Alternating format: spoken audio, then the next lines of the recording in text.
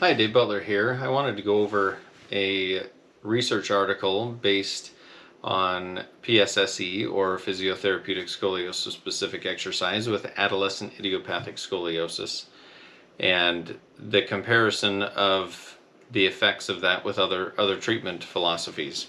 I do review these research articles as they come out just to kind of see what's out there.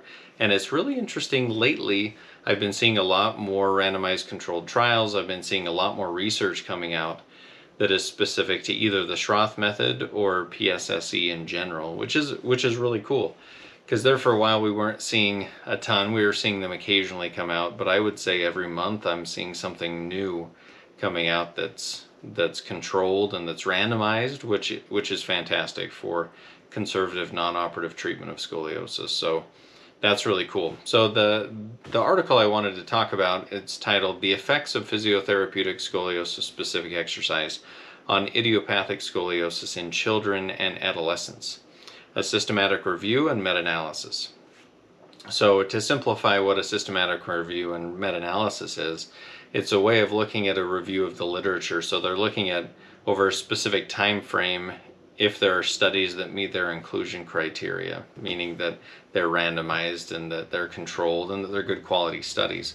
So this isn't a study that looked at something specifically itself. This is looking at what's already in the literature and the research. So that's a pretty cool thing, because there's enough in the literature and in the research that they can actually do these studies now on them, where they compile a lot of things. So they looked at 17 studies with a total of 930 participants. So that's a lot of people included in all these studies. There were 10 that were randomized controlled trials. Randomized controlled trials are kind of the higher level of research, where we randomize people into one group or another. It's not their choice necessarily, and they're controlled, so there's some way to control what's happening, where one is a control group and one's an experimental group. So that's what a randomized controlled trial is. And it says 6 studies were of excellent quality. So that's cool. We'd have to dive in a little bit deeper to determine what they meant by excellent quality. But they looked at the effectiveness with the Cobb angle and quality of life. This was looking at people aged 6 to 18 years of age. So that's right in the demographic of when we're trying to treat people with scoliosis in adolescents, and some juvenile scoliosis. So this is a very relevant paper to what I do on a daily basis with my adolescent patients. And so it's interesting that their conclusion, we'll start with that a little bit. Evidence from higher quality studies suggests that PSSE was superior to general exercise and conventional therapy for correcting the Cobb angle in adolescent idiopathic scoliosis. So they're talking about higher quality studies, which 10 years ago when I was reviewing literature, this wasn't the case. We weren't seeing these higher quality studies, but now we are. If we dig a little deeper into the results, they talk about that PSSE corrected the Cobb angle in patients better than other non-surgical therapies. So that's important, that it's a comparison of, each study does its own comparison of different therapies, but it was found that PSSE, or scoliosis-specific exercise using one of the methods of treatment, usually the Schroth method, was more effective. And it also says that PSSE was more effective than brace in improving patients' pain, self-image, and mental health. So if we think about that, I think that's an interesting point. Kids that are braced, usually it's emotionally a hard time, it's mentally a hard thing, but it is effective. So we do encourage bracing for our scoliosis patients. But it's interesting that pain, self-image, and mental health were all 3 improved more with PSSE. And I think there's a specific reason for that. A lot of times we're working with them on strengthening and mobility, which helps their pain level.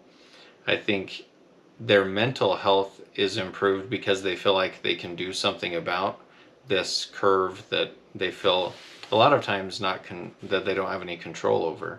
And and then their self-image, they can actually do something posturally strengthening. We teach them how to posturally correct their spine, and so I feel like their self-image improves with that. It's kind of hard when someone is braced.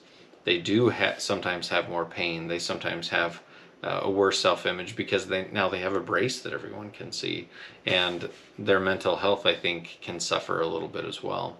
So one big takeaway that I take from this study is it is effective to do PSSE with scoliosis, but if they're braced, we should also be doing scoliosis-specific exercise to improve their pain, their self-image, and their mental health. Yeah, I'll always remember I had a patient who came in and we were talking about her history. She was about 35 and she told me about the time when she was braced and how hard it was and what a struggle it was and how she kind of hated her body because it made her go through that process of bracing. And there was a lot of self-image problems and there was a lot of mental health struggle and strain because of that. And I think if we can combine bracing with PSSE, where we're teaching them how to strengthen, we're getting them some control over the situation where they can actually do something to help, I feel like that is a great combination of therapies with the brace and with PSSE, and that we can get great results. We can get these kids through this time where they're growing and this time where they have progression, and this time that's a very important part of growing up and can have lasting effects on mental health and self-image.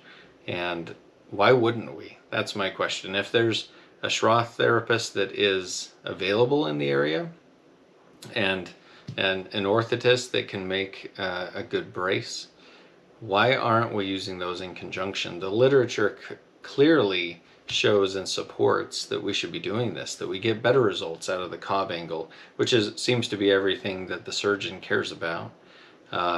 We're getting better results with that. We're getting better results with pain and self-image and mental health. There's no real downside that we're seeing to doing Schroth Method exercises or PSSE.